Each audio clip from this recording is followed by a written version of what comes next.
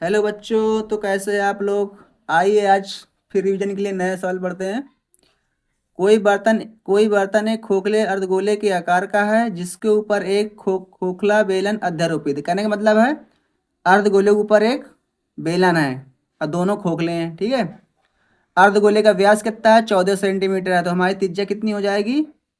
त्रिज्या हमारी हो जाएगी 7 सेंटीमीटर हो जाएगी। कहने का मतलब, और इस बर्तन की कुल ऊंचाई 13 सेंटीमीटर है। टोटल ऊंचाई कितनी है यहाँ से यहाँ तक? टोटल ऊंचाई हमारे पास 13 सेंटीमीटर। ठीक है। इस बर्तन का आंतरिक पृष्ठीय क्षेत्रफल ज्ञात कीजिए। देखो, हमारे पास एच नहीं है, किसका? खोखले बेलन का। तो हम खोखले बेलन निकाल सकते हैं। देखो, ये टोटल ऊंचाई कितनी है? 13 सेंटीमीटर।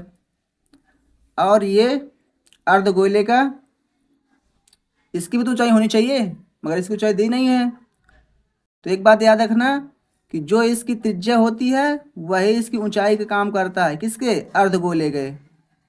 अगर ये 7 है ऊंचाई, तो 13 में से 7 घटा दोगे तो कितना बचेगा? 6 बचेगा कि नहीं बचेगा यहाँ पे? तो ये हो जाएगा, हमारी ऊंचाई हो जाएगी इसकी बेलन की 6 सेंटीमीटर।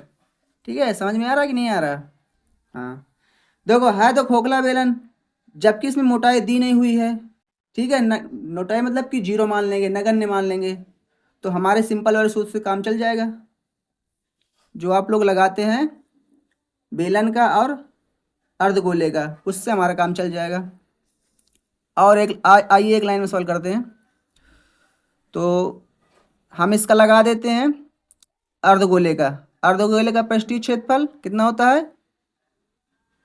2 पाई r² होता है, प्लस इसका बेलन का क्या होता है? पृष्ठीय क्षेत्रफल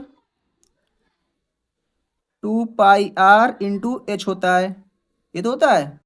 लगाना चाहिए तो हमको खोखले का, जबकि उसमें मोटाई क्या है? नगण्य है, तो वो वाले सूत्र लेंगे ही नहीं। तो हम इसे इन्हीं सूत्रों से काम चला लेंगे, है ना। आगे लिखते हैं।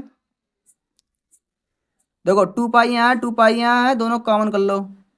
2 पाई आ गया कॉमन, अंदर कितना बचा? आर भी कॉमन कर लो यहाँ से, दोनों में यार तो आर भी आ जाएगा। तो एक अंदर बचेगा आर, प्लस यहाँ कितना बचेगा? एच बच जाएगा। ठीक है जी। अब वैल्यू रखा दो। पाई का मान 22/7 रख लो। आर का मान कितना निकला था हमारे पास? आर का मान हमारे पास है 7। 7 रख लो मल्टीप्लाई पे, अंदर भी 7 रख लो। एच कितना निकला था? 6 निकला था। किसकी? बेलन का। ये हो जाएगा हमारे पास। इसको आगे हल कर लेते हैं। देखो, 7 से 7 खत्म हो जाएगा, 22 दूनी 44 हो जाएगा। 44 मल्टीप्लाई 7 × 6 13 होता है। 13 का मल्टीप्लाई करा दो, 13 × 4 = 52 हो जाएगा। 4 × 4 = 52, 52 × 5 कितना होता है? 52 × 5 = 57। निकल आया हमारे क्षेत्र पर, सेंटीमीटर स्क्वायर कर दो। यही हमारा हो जाएगा इस बर्तन का आंतरिक पृष्ठीय क्षेत्रफल। आशा करते हैं आपको समझ में आया होगा। धन्यवाद।